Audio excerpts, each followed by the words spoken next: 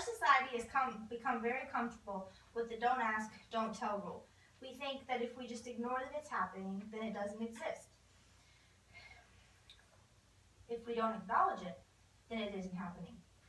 What would happen if we changed that way of thinking? We thought about what others are going through to create these products for us, or just what their lives are like outside of our little comfortable bubble.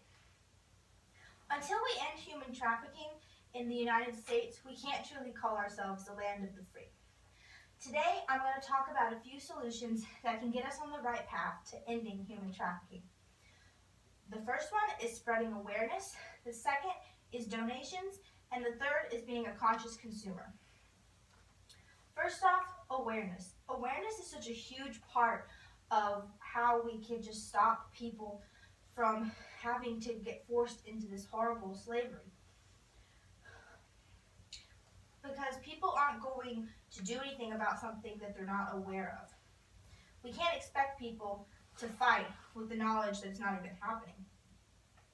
You need the resources to spread awareness, and the state government website, www.state.gov, has a list on how to do simple things to help end it. One thing on humantrafficking.org states we just need to learn how to understand the profile and the characteristics of human trafficking. If you don't know what to look for, then how are you going to know if something really bad is going on or if it's just a really simple situation? Once you learn how to identify it, you also need to learn who to call and what to do when you do spot a situation. Being aware and recognizing them is one of the most important factors.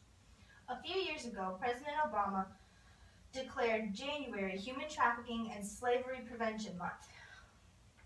So he tried to do something to make people aware of it, but a lot of studies show that that really hasn't done anything in the last 3 years. Megan Grande, who works for the Salvation Army, reported that 83% of trafficking victims in 2013 weren't just from the U.S., but they were citizens of the United States.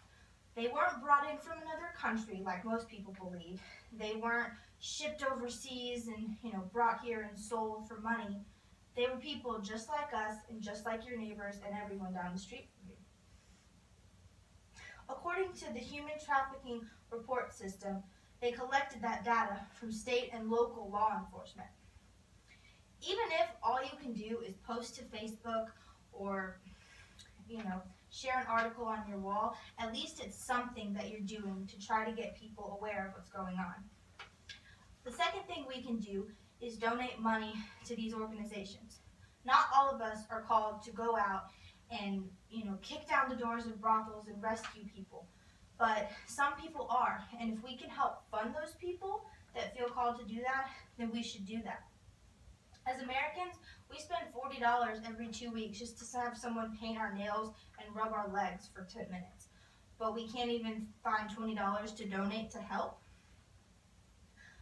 We need to partner with organizations like Not for Sale, a nonprofit that helps people get out, get jobs, and get on their way. If not for us, companies like Not for Sale wouldn't exist anymore.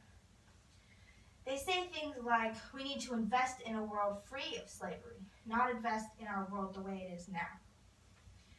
Third, we need to be conscious about what we're consuming. The food we're consuming, the clothes we're putting on our body, we need to know where it's coming from and who's creating these items. If you go to slaveryfootprint.org, you can identify your personal slavery footprint. There's a quiz you can take that has a few simple questions, like what kind of beauty products do you use and where do you buy your clothes, that show how many slaves work for you personally. When I took the quiz, I was a little shocked and I had 14. You might be surprised also. MadeInAFreeWorld.com has a list of everyday items that are purchased on a regular basis that are made without slaves and without forced labor. You don't even realize that some of the products you're buying most commonly are actually made by slaves or little children. It's not financially feasible to buy everything free trade, but if we do enough of it, the companies that we buy from the most, If we stop buying from them, they're either going to have to change their ways or they'll go out of business, which will create new jobs and new opportunities for people living in the United States. It's not going to fix everything, but every little bit counts. Basically, it's all supply and demand. We buy products we need, and then they buy slaves to make those products for us. You just need to be a conscious consumer. You need to know that if the t-shirt you're wearing was made by an 8-year-old. So to close, it takes all these things together and all the people together. It's not one person and it's not one law or one organization. We need to start now.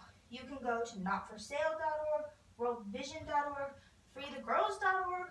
There's hundreds of places you can go and donate and help people get out of this lifestyle. It starts with one step and we can see where it goes.